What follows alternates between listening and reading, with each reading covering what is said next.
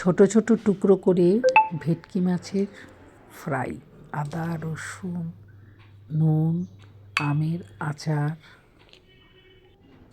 তেল লঙ্কা দিয়ে এদিকে ধনে পাতা কাঁচা লঙ্কা রসুন একটা পেস্ট করে নেব।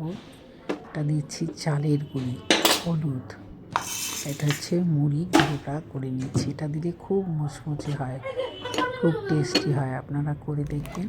এবারে ধনে পাতা পেস্টটা দিয়ে দিলাম, নুন দিলাম, একটা ব্যাটার তৈরি করছি, ডিম দিলাম, লেবুর রস দিলাম, দিয়ে ভালো করে এটা মাখিয়ে এবার মাছ ম্যারিনেট করাটা এর মধ্যে দিয়ে মিশিয়ে এবার আমি